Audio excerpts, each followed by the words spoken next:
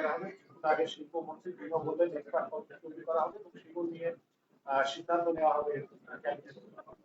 হ্যাঁ, রাজ্যপালের ভাষণের দেখবেন 18 নম্বর প্যারাতে সিঙ্গুরে হচ্ছে যে একটা শিল্প পার্ক গড়ে তোলা হবে, এটা উল্লেখ করা হয়েছে। আমি যেটা বলবো প্রাথমিকভাবে, ঠিক আছে, এটা সাধুবাদ।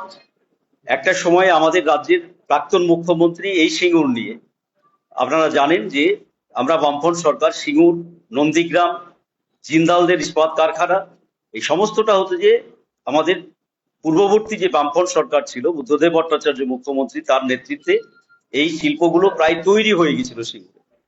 আজকে তাপসবাবু শিল্পমন্ত্রী তিনি বলেছেন, রাজ্যপালের ভাষণে এটা উল্লেখ করেছেন। আমরা অন্তত এটুকু বলি যে সাধুবাদ, কিন্তু পিছনের দিনে যে ভাবে এই সিঙ্গুর থেকে নেগেটিভ আন্দোলনের মধ্য দিয়ে সিঙ্গুর থেকে টাটাদেরকে তাড়িয়ে দেওয়া হয়েছে, তাতে আজকে আমাদের রাজ্যে 15 বছর 20 বছর এই রাজ্য পিছিয়ে গিয়েছে। তো এখন দেরিতে হলেও বোধোদয় হয়েছে, এবং এটা ঘটনা যে আজকে যারা এই সিঙ্গুরে শিল্প আনবো বলছেন, তারাও এই সিঙ্গুর আন্দোলনের সাথে সেই সময় ছিলেন।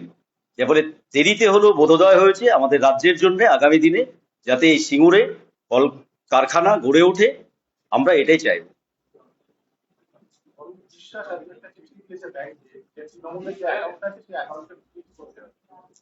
আমার যেটা বক্তব্য, সেটা তৃণমূলের যত রকমের অ্যাকাউন্ট আছে সেটা ফ্রিজ করা দরকার, কারণ তৃণমূলের অ্যাকাউন্টে কোনো তৃণমূলের পয়সা নেই। এটা পশ্চিমবাংলার জনসাধারণের পয়সা, কাটমানির পয়সা, বিভিন্ন জায়গায় তোলাবাজির পয়সা, এবং হচ্ছে যে যারা প্রমোটারি করে তাদের কাছ থেকে তোলাবাজি করা পয়সা, যার ফলে টোটালটা হচ্ছে যে ক্রোক করে নিয়ে সরকারি কোষাগারে নিয়ে নেওয়া দরকার।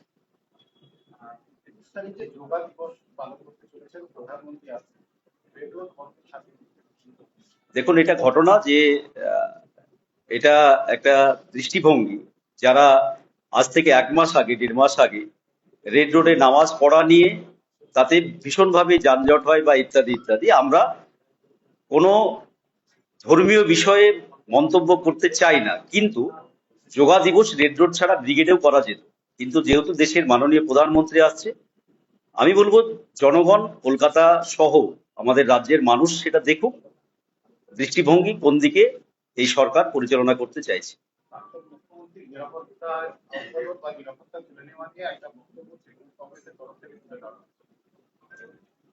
এখন দেখুন, প্রাক্তন মুখ্যমন্ত্রী বা রানিং মন্ত্রী বা যারা এমআইএস থাকেন, তাদের নিরাপত্তা সংক্রান্ত নির্দিষ্টভাবে সরকারি একটা গাইডলাইন থাকে, সরকারি একটা ইয়ে থাকে। আমি জানি না কেন এটা করা হয়েছে, যার ফলে নিশ্চিতভাবেই সরকার যেটা ভেবেছে। তবে আমার ব্যক্তিগত মত হচ্ছে যে প্রাক্তন মুখ্যমন্ত্রী হিসেবে যে নিরাপত্তা পাওয়া দরকার, সেটা সব দলের প্রাক্তন মুখ্যমন্ত্রীদের পাওয়া উচিত।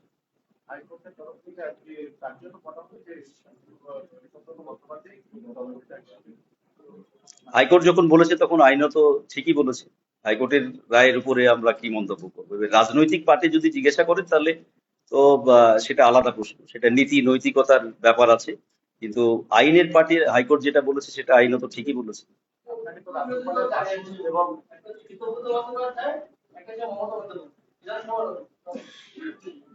হুম হুম হুম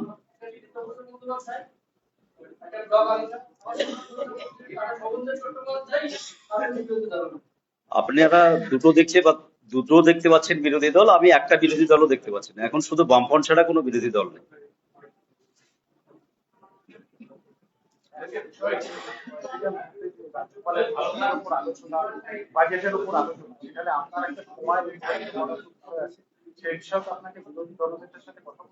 হ্যাঁ, আমি কথা বলবো, আপনাদের এই প্রেস মিটের পরে গিয়ে বিরোধী দলনেতার সাথে দেখা করব, এবং চিফ হুইপ যিনি আছেন আপাতত আমাদের বিধানসভার চিফ হুইপ বিরোধী দলের, তার সাথেও দেখা করব। যে টাইম আমাকে অ্যালট করবে সেই টাইমে আমি বলবো।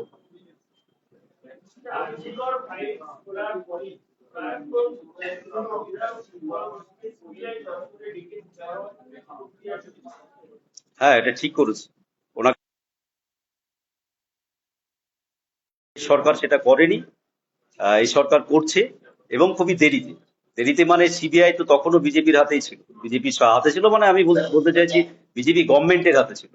কিন্তু এই যে ডিলে হলো, সিবিআই এখন এত তৎপরতা দেখাচ্ছে, তাহলে কি রাজ্যে ক্ষমতা আসার অপেক্ষায় ছিল আরজিকর বিচার নিয়ে? বিজেপি কি রাজ্যে ক্ষমতায় আসার অপেক্ষাতে ছিল, যে ক্ষমতায় আসার পর সিবিআই এত অ্যাক্টিভিটি দেখাচ্ছে? অথচ দাঁড়িয়ে তখন যখন গোটা রাজ্যের মানুষ, মা বোনেরা আজকে রাত জাগলো এই অভয়ার বিচার নিয়ে, তখন এই সিবিআই এর ভূমিকা কি ছিল? এমনকি এই সিবিআই ওই কি ওটা সিভিক ভলেন্টিয়ার সঞ্জয় ঘোষ না রায়, তাকে একমাত্র অ্যাকিউজ করে সিবিআই হতো যে সেইখানে দাঁড়িয়ে রিপোর্ট দিয়েছিল। আজকে সিবিআই এর এই তৎপরতা, যাই হোক দেরিতে হলো, অভয়ার বিচার আমরা চাই। আমাদের পরিষ্কার স্পষ্ট বক্তব্য, এই অভয়ার আন্দোলন রাস্তায় দাঁড়িয়ে আমরা করেছি বামপন্থীরা। আমরা চাই অভয়ার সঠিক বিচার হোক এবং যারা যারা অপরাধ তারা এটাতে শাস্তি পান।